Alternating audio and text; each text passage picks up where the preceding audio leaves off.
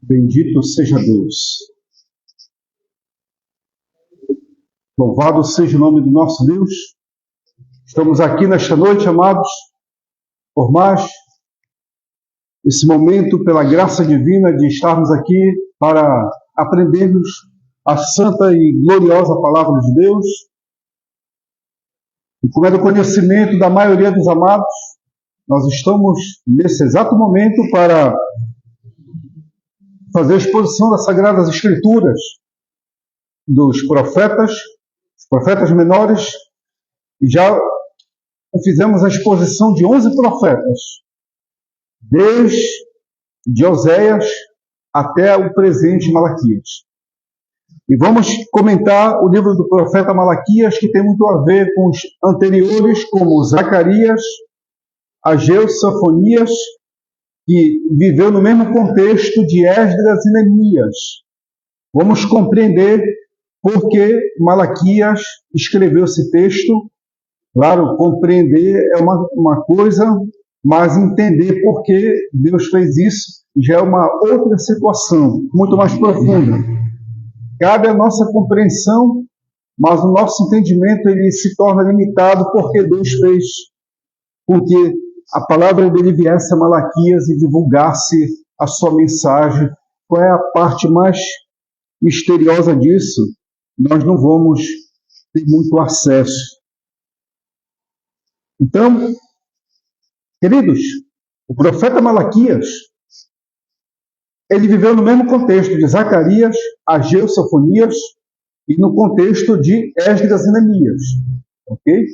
Só que o que dá para perceber no livro do profeta Malaquias, que diferente de Ageu, Zacarias e Sofonias, é o seguinte, que ele passou pela construção do templo, o povo desfrutou da construção do templo, o povo ficou adorando a Deus no templo, só que pelo passar do tempo foi desgastando a relação, a comunhão do povo ali com Deus e juntamente o povo para consigo mesmo. É o que dá para perceber em todos os quatro capítulos deste livro. Percebe-se que nesses capítulos nós conseguimos identificar que é um problema mais de relação do que de outra qualquer situação, seja de construção de templo, seja de erguimento de muralhas, seja lá o que for. Dá para perceber isso, ok? Então, quando você percebe que já não tem nada a ver com a muralha de Jerusalém, que não tem nada a ver com a construção do templo e que não tem nada a ver com a questão de eleger líderes, mas assim a questão da relação, você vai compreender o texto que diz aqui, tá? Então vamos lá, queridos. Vamos pegar as primeiras palavras de Malaquias, aqui, em que ele diz, versículo 1 do capítulo 1 diz: sentença pronunciada pelo Senhor contra Israel por intermédio de Malaquias. Eu vos tenho amado, diz o Senhor, mas vós dizeis, em que vos tenho amado? Não foi Esaú, irmão de Jacó? Disse o Senhor. Todavia amei a Jacó, porém aborreci a Esaú. E fiz dos seus montes, uma assolação, e dei sua herança aos chacais do deserto. Se Edom diz, fomos destruídos, porém tornaremos a edificar as ruínas, então diz o Senhor dos Exércitos, eles edificarão, mas eu destruirei. E Edom será chamado terra de perversidade, e povo contra quem o Senhor está irado para sempre. Os vossos olhos o verão, e vós direi, grande é o Senhor também fora dos limites de Israel. Só aqui dá para perceber algo assim de relação do irmão Jacó com seu irmão Esaú. Uma questão de relação. Amados, foi problemática a relação de Jacó com Esaú, como é do conhecimento de vocês no livro do Gênesis. Quando, já na barriga da mãe, já era profetizado que tinha no ventre duas nações que estavam lutando entre si. desde lá já tinha sido profético a luta de Jacó e Esaú. E quando os irmãos passaram a conviver e passaram também a ter suas intrigas, percebe-se que ali tinha um irmão diferente do outro.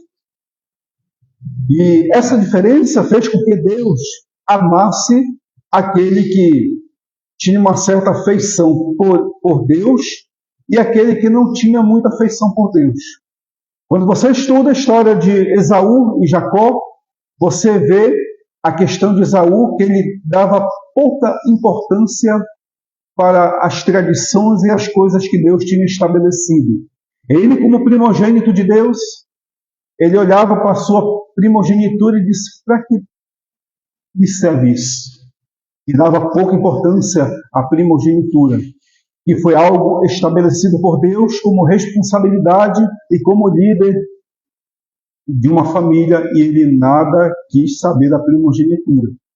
Isso fez com que esse tipo de desdém da parte de Esaú fez com que Deus olhasse para Jacó, e Jacó, com o interesse que tinha de cuidar da sua família, cuidar da sua casa, mas ao mesmo tempo ele tinha algumas deficiências.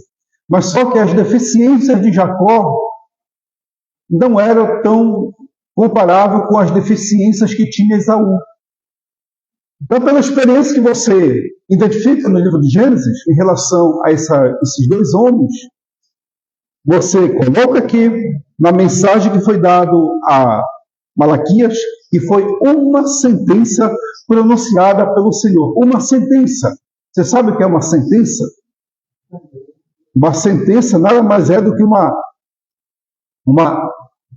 advertência do que há de acontecer. Foi justamente o que Deus deu a Malaquias. Aqui, e o reino de Edom, amados. Edom, que são nada mais, nada menos do que descendentes de Esaú, lutaram contra os seus irmãos, os israelitas. Lutaram a ponto de entregar os seus irmãos aos babilônicos.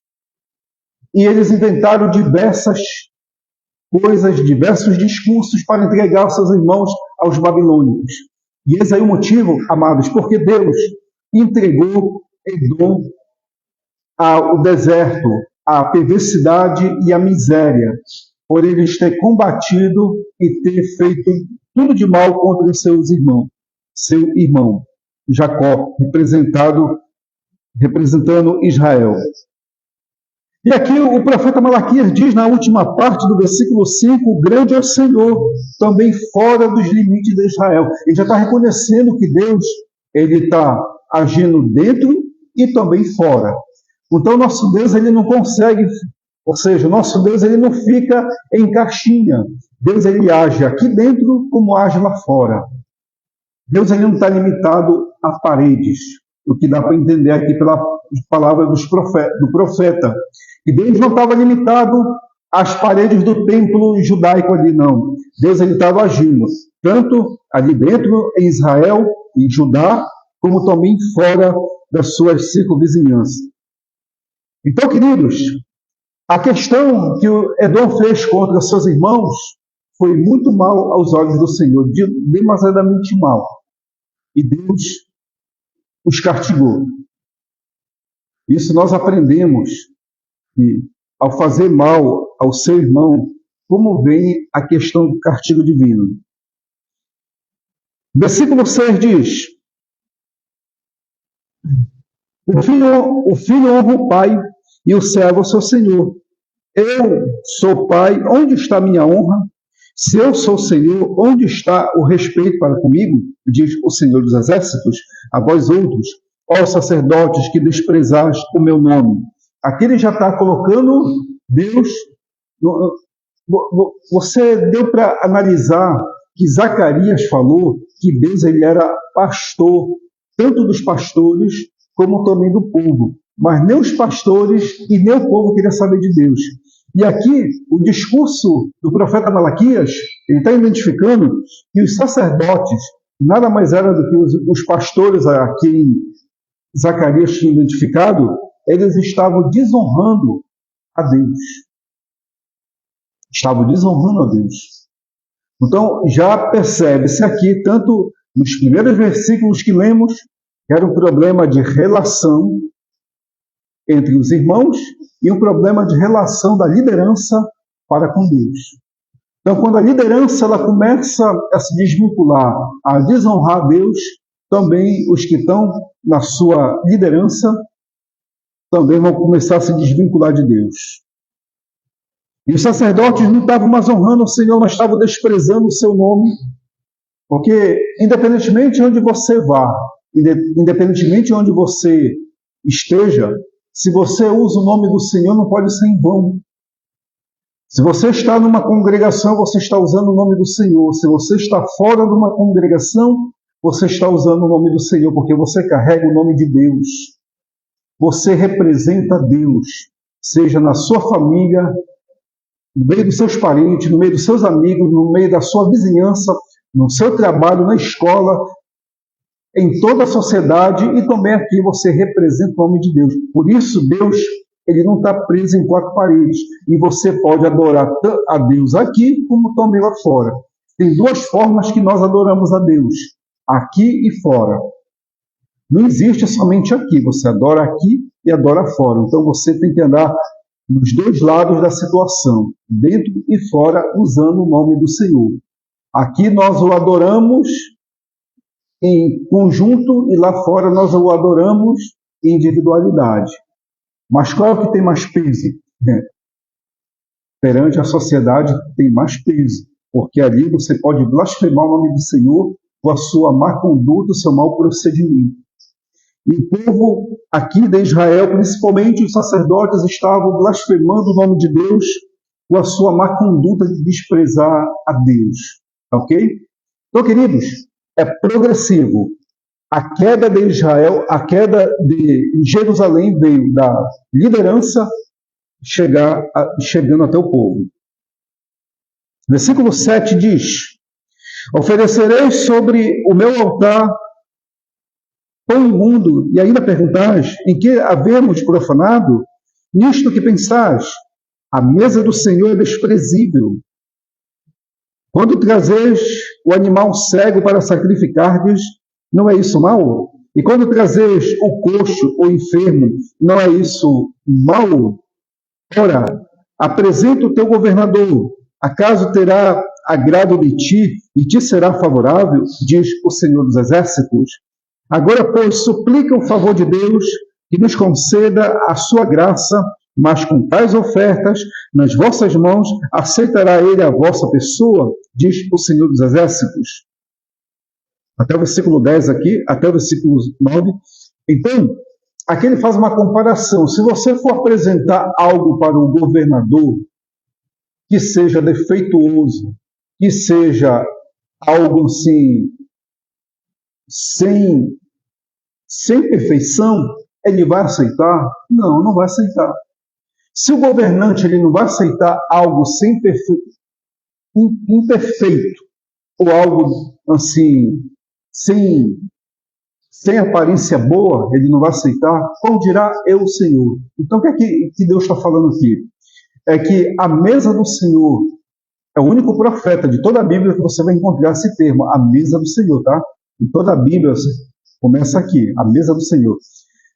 A mesa do Senhor era algo tão desprezível pelos sacerdotes, pela liderança de Israel, que Deus, ao contemplar aquelas ovelhas doentes, mancas, aqueles sacrifícios sujos, e de resto, Deus ele pegou e disse: vocês estão me desprezando por me trazer isso, então eu também vou desprezar vocês.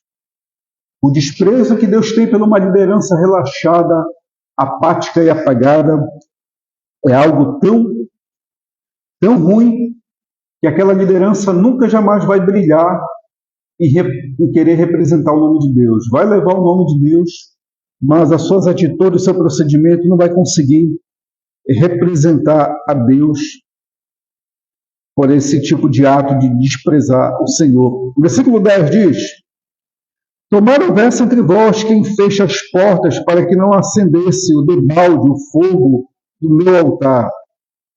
Eu não tenho prazer em vós, diz o Senhor dos Exércitos, nem aceitarei da vossa mão a oferta. Mas desde o nascente do sol até o poente, é grande entre as nações o meu nome, em todo lugar lhe é queimado incenso e trazidas ofertas puras, para que o meu nome, e grande entre as nações, diz o Senhor dos Exércitos. Então, o nome do Senhor não era somente pronunciado ou invocado ali em Israel, ali em Judá. Também outras nações invocavam o nome do Senhor. Você quer ver uma dessas experiências aqui? Bem próximo disso, aquele altar ao Deus desconhecido que o apóstolo Paulo descreve ali em Atos capítulo 17, Lucas descreve na experiência de Paulo. Aquele altar, amados, ao Deus desconhecido, isso foi uma experiência do século IV antes de Cristo, em que teve uma praga que estava dizimando parte da população e os animais ali em Atenas. Aí eles invocaram toda sorte de deuses e não conseguiram resolver a situação.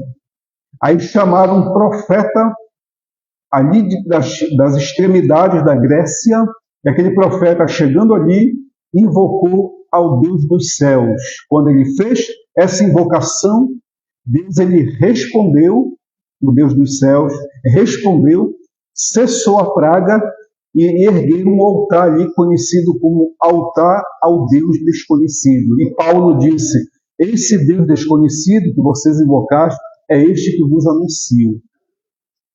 Entendeu? Então, no tempo, essa experiência do altar ao Deus desconhecido era experiência bem próxima do tempo de Malaquias.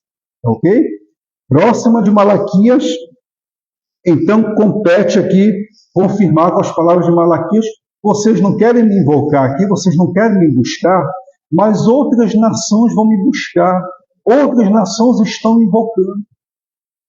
Então, Deus ali não se prende. Quando ele chama alguém para representar ele, aquela pessoa jamais pode achar que ele, bater no peito e diz: eu sou escolhido de Deus, chamado por Deus, representante de Deus. Amados, Deus ele não precisa de nós para glorificar o nome dele. Nós devemos estar cientes disso. Seja pastor, pregador, papa, seja Israel, seja quem for, Deus não precisa do ser humano para representar o nome dele, porque ele glorifica o nome dele com a gente ou sem a gente, ele glorifica.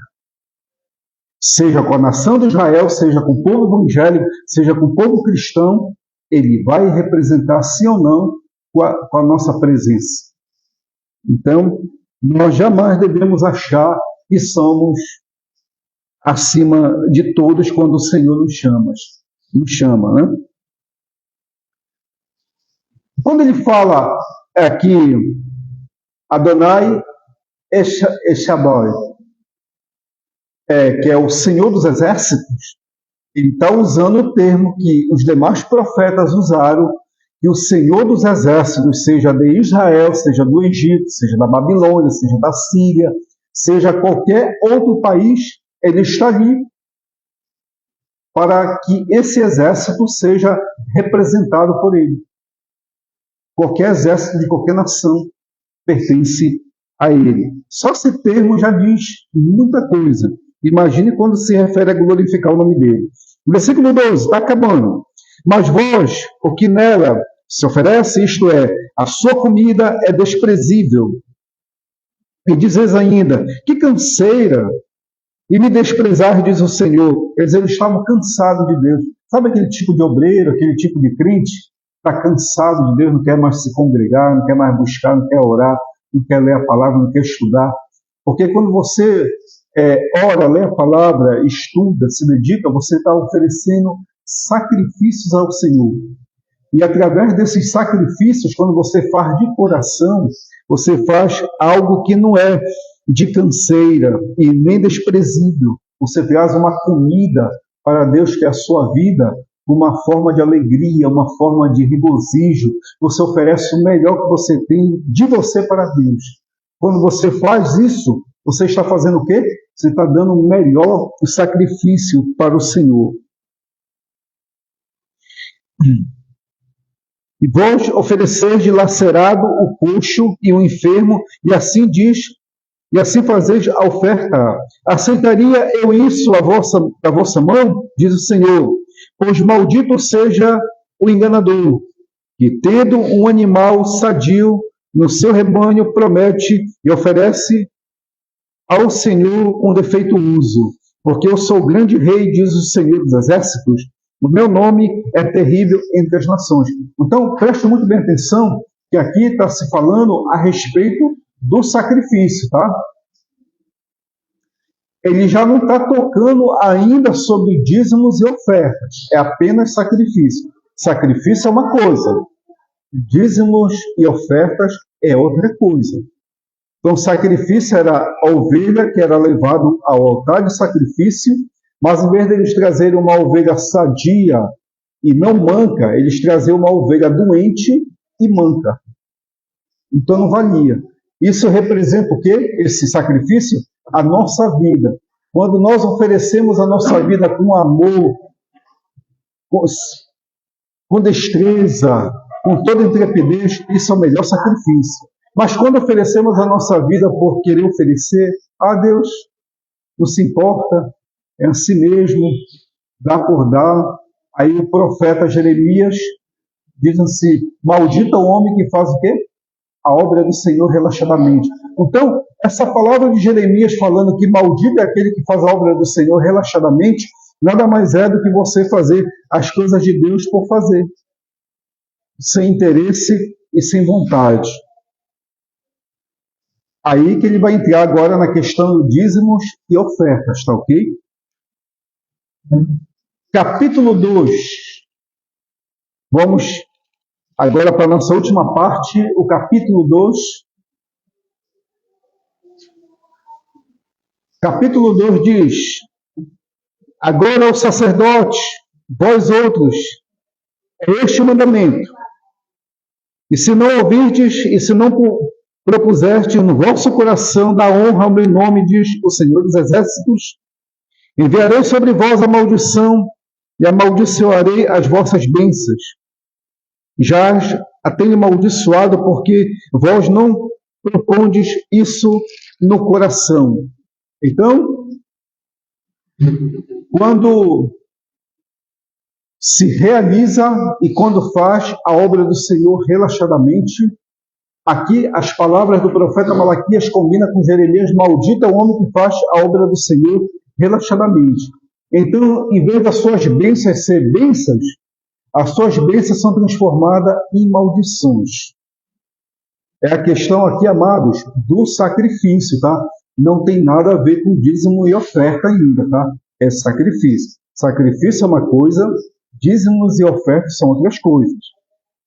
Então, ele está tocando nessa questão com a liderança. O chamado por Zacarias do pastor relaxado.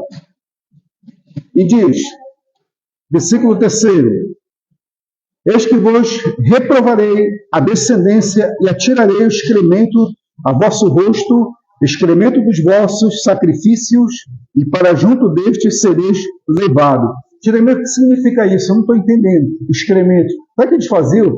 Em vez de eles pegarem, quando eles iam levar o animal para oferecer ao Senhor, o versículo 3, tá? Eles iam levar o animal para oferecer ao Senhor em sacrifício. O que é que eles faziam? Eles pegavam o animal, em vez de imolar ele, tirar as partes, as entranhas do animal, eles colocavam com entranha e tudo em cima do altar e queimavam o animal doente, manco, com entranha e tudo, e quando se queimava o animal dessa forma, ele queimava junto com as fezes. Eles não separavam as fezes. Aí o que acontece? O Senhor disse, olha o que ele diz: eis que vos reprovarei a descendência e atirarei excremento a vosso rosto, excremento dos vossos sacrifícios, e para junto destes sereis levado. Ou seja, o excremento que vocês estão oferecendo para mim, eu vou pegar esse excremento e jogar no rosto de vocês e na descendência de vocês.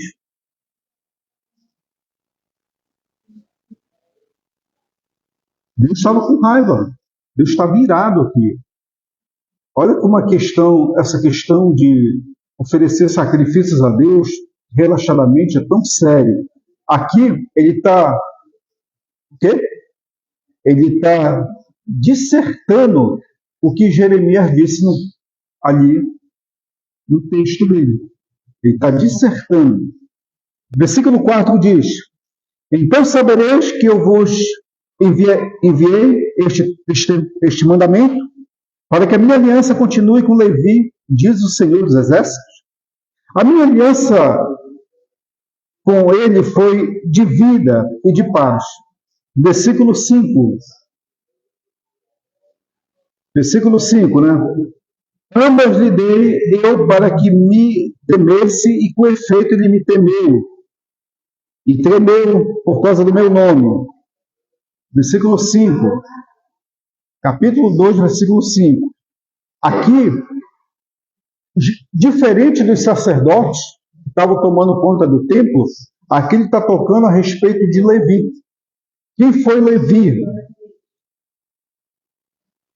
Levi foi o representante da sua família, no sentido sacerdotal. Ele foi um homem tão temente a Deus, que o Senhor está testemunhando dele aqui, de Levi, através do profeta Malaquias. Olha aqui que ele diz, versículo 5 ainda, olha, para os irmãos compreenderem. Minha aliança com Levi foi de vida e de paz. Ambas lhe dei para que me temesse. E com efeito ele me temeu e tremeu por causa do meu nome. Ou seja, Levi tinha tanta intimidade com Deus, que ele carregava o nome do Senhor com tanta prudência, tanta responsabilidade, tanta pureza, tanta finura, em que, ao olhar para Levi, nós sentíamos uma diferença muito enorme. E essa diferença, a palavra diferença aqui, é muito significativa aqui, porque ele toca a uma diferença daquele que serve a Deus e daquele que não serve. Então Levi, ele servia a Deus, coisa que os sacerdotes não serviam o Senhor, quando ele toca nesse assunto. E Deus continua falando aqui de Levi, olha. A verdadeira instrução esteve na sua boca. Na boca de quem? Na boca de Levi. A verdadeira instrução, a Torá, aqui no hebraico é Torá, tá? A verdadeira instrução da lei, a verdadeira lei esteve na boca de Levi. E a injustiça não se achou nos seus lábios. Andou comigo em paz, em retidão, e da iniquidade apartou a mim. Levi andou com Deus em paz e retidão, e quando ele ensinava a palavra de Deus, ele apartava as pessoas do quê? Da iniquidade. Não está dizendo pecado, amado, está dizendo iniquidade. Sabe o que é iniquidade? É quando a pessoa que conhece a palavra se desvia, o chamado desviado. O desviado, além de cometer o pecado, ele comete o quê? A iniquidade. Então Levi, ele trouxe de volta os que estavam afastados de Deus. Por quê? Ele tinha uma vida de paz e comunhão com o Senhor, e ele temia Deus e andava com Deus. Isso é Deus falando, né? E versículo 7 diz: porque os lábios do sacerdote devem guardar o conhecimento, e da sua boca devem os homens procurar instrução, porque ele é o mensageiro do Senhor. Olha a responsabilidade da liderança. A liderança não pode ficar contando as chamadas piadinhas, se prender em anedotas para chamar a atenção dos outros. E aqui, os sacerdotes na época, eles se prenderam nos ditos populares, nas vãs filosofias que eles tinham aprendido ali em Babilônia, e eles contavam isso e davam instrução ao povo em relação a isso. Aí ele está repreendendo, dizendo: olha, os lábios do sacerdote devem guardar o conhecimento, e da sua boca devem os homens procurar instrução, porque ele é mensageiro de quem? Do Senhor. Mensageiro do Senhor. O nome de Malaquias é o quê? Meu mensageiro. Mas vós, os sacerdotes que estavam desviados, vos tendes desviado do caminho, e para vossa instrução tendes feito tropeçar muitos. Violastes a aliança de Levi, diz o Senhor dos Exércitos, porque Levi ele era o quê? O patrono dos sacerdotes, da liderança. Quem é o patrono da liderança hoje atualmente? Continua sendo Levi. Levi é o patrono de pastores, de líderes religiosos, ele é o patrono. Quando esse líder ele sai dos caminhos da trilha, ele já não tem mais a bênção de Levi na sua vida. Porque ele está fazendo muitos tropeçar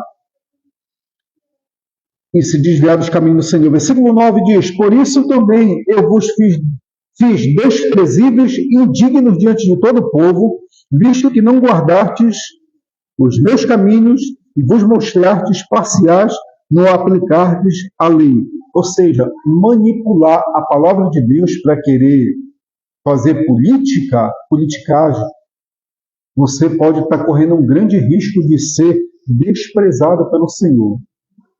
Essa palavra aqui nada mais é cabível, é bem cabível no sentido de blasfemar o nome de Deus. Porque a palavra blasfêmia, que no grego é blasphemos. Blasfemos é desprezar, é deixar de lado. Então, quando a liderança ela faz isso, quando ela se torna indigna diante do Senhor, Deus faz com que o povo também rejeite essa liderança. Porque ele não guardou os caminhos e se tornou parcial na lei do Senhor. E por últimos versículos diz, no versículo 10, não temos nós todos o mesmo Pai? Não nos criou o mesmo Deus? Por que seremos desleais um para com os outros, profanando a aliança de nossos pais? Judá tem sido desleal e a abominação tem sido cometida em Israel, em Jerusalém, porque Judá profanou o santuário do Senhor, o qual ele ama, e se cansou com os adoradores de Deus, e se casou com a adoradora de Deus estranho. O Senhor eliminará das tendas de Jacó o homem que fizer tal, seja quem for, do que apresenta ofertas ao Senhor.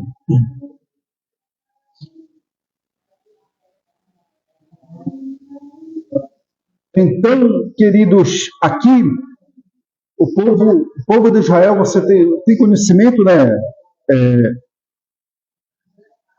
Que essa questão aqui é muito importante, porque o povo de Israel, eles tinham se afastado, se desviado de Deus no pós-exílio. Ao sair do pós-exílio, amados, eles ficaram casados com diversas mulheres de várias nações. E só que essas mulheres, amados, o que elas faziam? Elas não queriam se converter. Não foi uma Ruth da vida, porque a Ruth abandonou o costume de Moabe para ser uma fiel a Deus. E as mulheres que esses homens casaram na época, elas não quiseram deixar seus deuses. Elas continuaram adorando. Então, nisso, já que elas não quiseram abandonar seus deuses, elas, através da sua convivência ali, estavam o quê? Corrompendo a nação israelita, através dessa relação. Tá? Em versículo 13 diz: ainda fazeis isto, cobris o altar do Senhor de lágrimas de choro, de gemidos, de sorte que ele já não olha para a vossa oferta, nem aceita com prazer da vossa mão. E perguntais, por quê?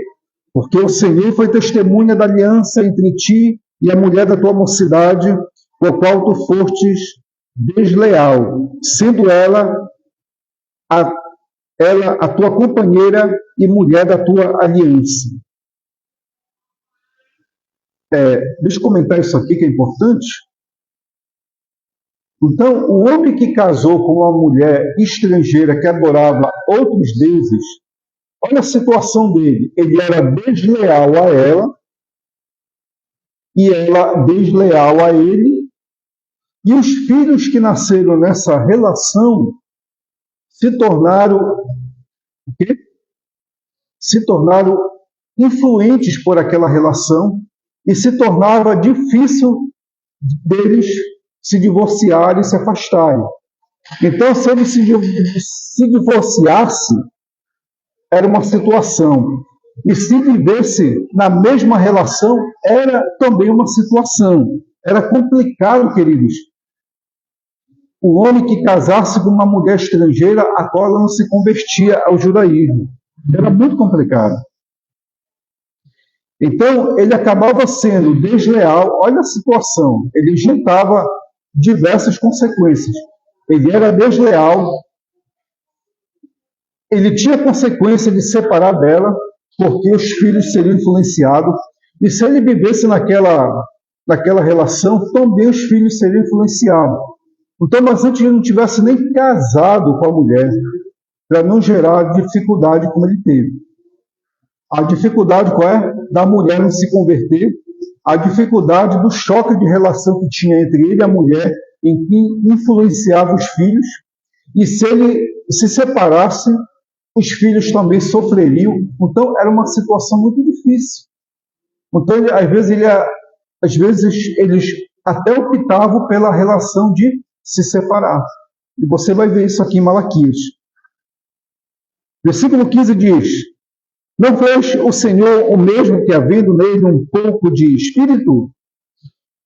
E por que somente um? Ele buscava a descendência que prometera. Portanto, cuidai de vós mesmos, e ninguém seja infiel para com a mulher da sua mocidade. Porque o Senhor Deus de Israel diz que odeia o repúdio e também aquele que cobre de violência as suas vestes, diz o Senhor dos Exércitos. Porque cuidai de vós mesmos e não sejais infiéis. Quer dizer, aqui já está dizendo que ele não é a favor, repúdio. Não é a favor. Mas você tem que ser fiel à mulher da sua mocidade. Mas olha a situação. Se ele casou com uma egípcia que adora diversos deuses, e ele não concorda com aquela situação, os filhos vão crescer naquele choque entre o pai que não adora e a mãe que adora. Só que aqui ele está orientando que ele abomina o repúdio.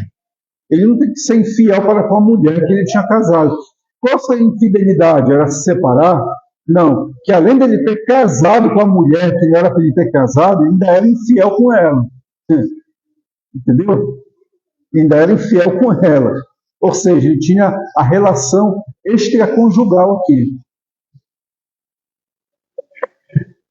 E por último, amados, diz, versículo 17: enfadais o Senhor com as vossas palavras e ainda dizeis: em que te enfadamos? Nisto que pensais?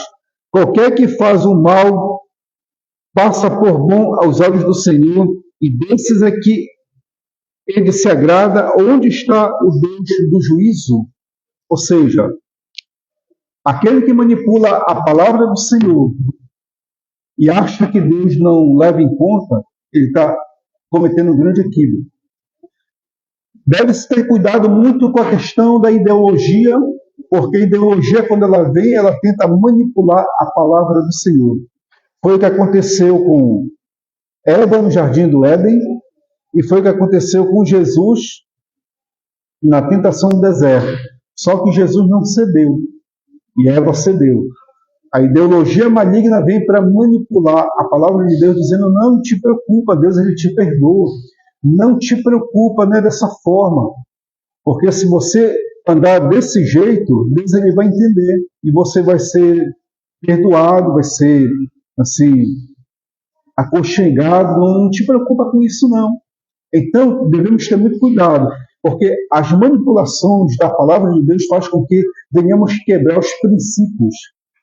Que nada venha tirar a nossa simplicidade. O que é que pode tirar a nossa simplicidade? O erro de ensinamento. O erro da palavra pode tirar a nossa simplicidade de oferecer a Deus o melhor sacrifício e oferecer a Deus o melhor de nós para Ele. Dízimos e ofertas não são de sacrifício, tá? Sacrifício é uma coisa. dízimos e ofertas são apenas devolução. E isso nós vamos tocar no capítulo 3º e 4º da próxima exposição, tá bom?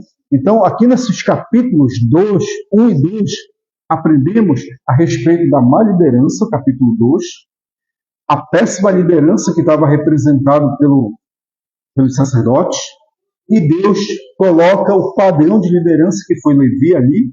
Levi, que era um homem temente a Deus, era temente e temia a Deus, e também o que andava com o Senhor. Era o padrão, é o padrão para todos nós. E outra coisa, no capítulo 1 fala a respeito daqueles que estavam desprezando também a Deus, como no capítulo 2. Só que Deus ele não se prende em 4 paredes, porque assim como Deus tratou de Edom, a qual fez diversas ciladas contra os seus irmãos, assim mesmo Deus vai tratar com aqueles que fazem cilada. E tem muito cuidado, porque tem entre nós os falsos irmãos que fazem muitas ciladas contra você que quer apresentar o melhor para Deus, e Deus vai tratar desses falsos irmãos que usam a palavra de Deus e fazem cilada para você cair. Então, se Paulo disse que tem falsos irmãos, Gênesis já estava dizendo que tem os falsos irmãos, aqueles que usam o nome do Senhor em vão para tentar se aproximar de você e fazer com que você abandone a simplicidade e a pureza que você tem para ter com Deus em relação à comunhão com Ele, tá ok? Então, amados, através desses 2 capítulos, nós aprendemos coisas maravilhosas. A nossa relação de um para com o outro, de não ser falso, como Edom foi para com Israel, e a nossa relação para com Deus, de não desprezar o nosso sacrifício para com Deus, mas apresentar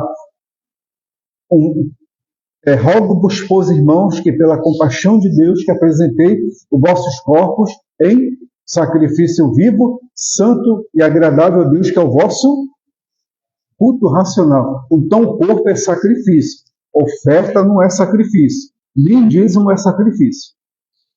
Apague isso aí, não é. Dízimo e oferta é compromisso, sacrifício é os nossos corpos, tá ok? Então aprendamos com Jeremias, a qual Zacarias, Malaquias detalhou aqui. O que acontece quando nós oferecemos um sacrifício desprezível diante de Deus. Mas nós estamos aqui para trazer um sacrifício aprazível, como foi Levi, e andar com Deus. Tá ok? Então, amados, se alguém tem alguma colocação, alguma pergunta a fazer, fique à vontade. Tá bom? Caso, fique à vontade para fazer as perguntas. Pastor, porque eu vejo Levi, né, Deus escolhe ele, mas certamente ele não exerceu o ministério como sacerdote, né, mas assim sua descendência, né, os seus descendentes que vieram os sacerdotes, os levitas, através de Levi. Ou seja, então, o que eu achei interessante, porque toda a responsabilidade que teve do povo de Deus, dos sacerdotes, dos levitas, ou seja, toda a responsabilidade da obra de Deus na época caía só sobre os levitas, né? Dos levitas. Então, ou seja,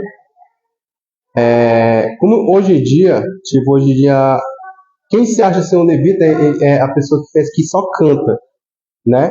Então ele fala que ele canta, por ele cantar ele é um levita, e por ele ser um levita, né? Ele não faz muitas coisas na igreja. Se ele não vai numa igreja, ele vai ter um trabalho na igreja, um mutirão, ele vai porque ele faz que ele é um levita. Isso é para os obreiros. Então, ou seja, os verdadeiros levitas são os obreiros, né? Que faz tudo na obra de Deus.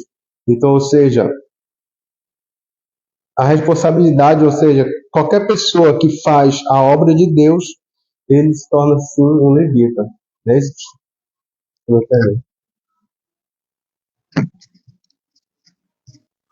Tem um nome chamado... Uma vez veio um rapaz trabalhar comigo e o nome dele era Leonardo Corren. Aí eu perguntei para ele, você sabe de onde vem esse nome Corrém? Ele pegou e disse, olha, minha avó disse que é de origem europeia e tal. Eu disse, deixa eu te falar, o teu sobrenome não é de origem europeia. Pode até ser de lá, mas o teu sobrenome, Corrém, é de origem judaica. Porque a palavra Corrém significa sacerdote. E sacerdote que vem de uma tribo conhecida, a tribo de Levi. Aí ele pegou, ficou espantado, disse, não, mas como? Aí peguei e fui explicar para ele a história. Ele se interessou tanto e foi procurar saber a origem. E ele é descendente mesmo dos Corrém. E quando você converte um Corrém ao cristianismo, o mundo judaico fica muito batido, porque os Corréns é que hão de representar os judeus em relação aos ritos sacerdotais. De Levi veio não somente os sacerdotes em si, como também os filhos de Corá, de Coré, depende da tradução. Os filhos de Coré, eles ficavam responsáveis na questão da canção, dos louvores, dos hinos, dos cânticos. E já os sacerdotes ficavam na responsabilidade de fazer os ritos no templo. Então, de Levi veio duas linhagens. A linhagem daqueles que cantavam e a linhagem daqueles que também ofereciam, faziam os ritos no templo. Então, são levitas, não deixam de ser, mas propriamente são assim, mais coranitas, Coré, mas não deixam de ser também, né, levitas. Aí essa parte mesmo que é interessante, que cabe a gente conhecer mesmo, essa responsabilidade. Então não tem como fugir, ou você vai cantar a Deus, ou você vai ministrar o culto a Deus. Uma das duas coisas você vai exercer. E Levi, na realidade, é Deus falando através do profeta Malaquias que ele era um homem de testemunho. Ele era um homem que testemunhava. Deus falando ali para Malaquias, revelando para ele o testemunho de Levi. Como ele lidava em relação ao seu sacerdócio. Porque todo pai de família é um sacerdote. E ele, como pai de família, sendo sacerdote, ele apresentava um sacerdócio de acordo com Deus, temente a ele e que andava com ele. Né? Muito importante isso. Nós conhecermos, né? Alguma colocação a mais? Uma pergunta aí?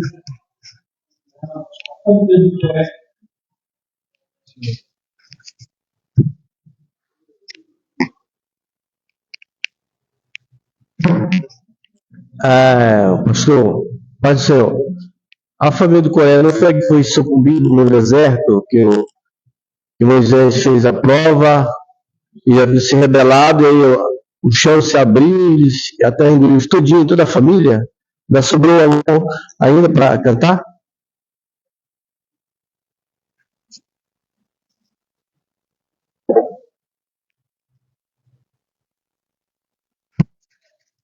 Essa boa colocação sua mesmo. Foram milhares ali, né, comidos ali pela terra. Né?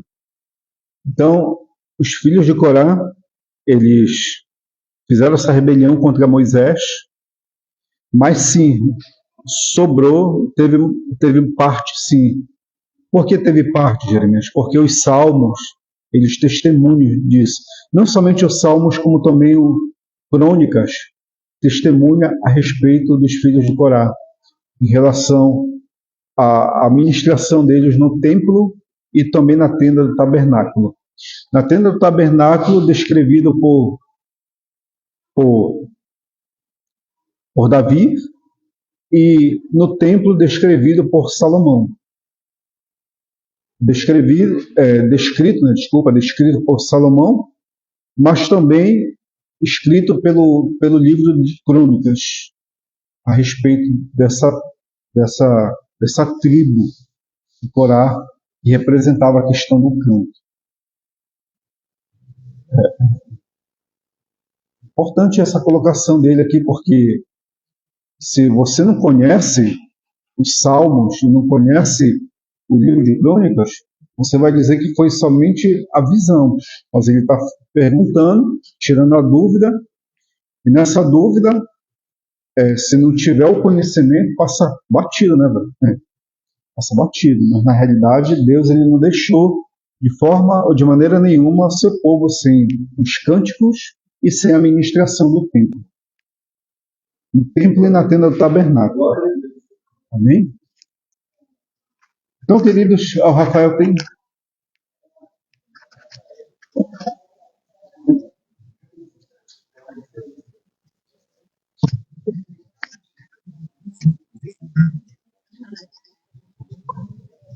Irmão Jeremias perguntou assim para o Senhor, né, que os sacerdotes eles estavam sacrificando ao Senhor, né, a respeito dos sacrifícios, animais aleijados, com os excrementos dentro do animal, né, ofereceu todas essas coisas diante de Deus, né, e Deus não se agradou. Quando o Senhor falar que nós devemos sacrificar o nosso corpo como sacrifício vivo a Ele, né, que nós somos uma casa representada como uma casa que nós somos do templo do Espírito Santo, a minha pergunta é essa, que eu acho que tem alguma coisa a ver, que nós, como crentes, nós podemos dar os nossos órgãos, no caso de morte, né, porque nas leis judaicas nós não podemos doar as coisas do nosso corpo, né, porque os judeus acreditam na ressurreição. Né? Essa é a minha pergunta de hoje. As próximas serão para a próxima parte.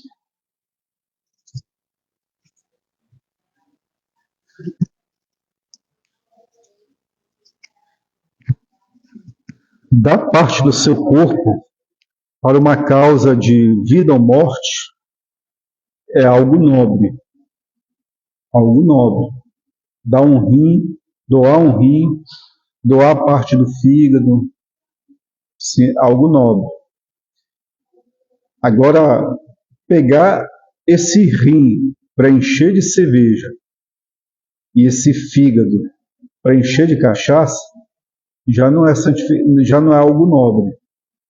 Porque a questão de você doar algo do seu corpo para salvar uma vida é algo que você está valorizando uma pessoa que é a imagem e semelhança de Deus, de preservar a vida dela. Agora, quando nós pegamos a parte do nosso corpo para danificar, no sentido de estragar mesmo o corpo, danificar com bebida, uso de drogas, entorpecentes, perturbar a mente com uma vida sexual extravagante, tal, tudo isso, nós estamos oferecendo, depois oferece para Deus a vida, nós estamos colocando a nossa vida no altar de uma maneira absolutamente irregular. Porque Deus ele diz, te afasta disso, te afasta daquilo. Quando ele fala que é para nós nos afastar da aparência do mal e do mal, já é o sacrifício. Porque quando nós sacrificamos é quando nós estamos santificando também. A santificação é um processo que dá entendimento do sacrifício. O sacrifício é assim, começa pela santificação. Você renunciar à sua vida de prazer, renunciar à sua vida de facilidade de pecado, qualquer outra coisa, já é o sacrifício. Entendeu? Tudo para a glória do Senhor dos Exércitos. Fez isso, amém. Aí deu parte do seu corpo para salvar uma vida, isso também você está usando o nome do Senhor dos Exércitos. Doou sangue, seja lá o que for. Fez isso para ajudar alguém.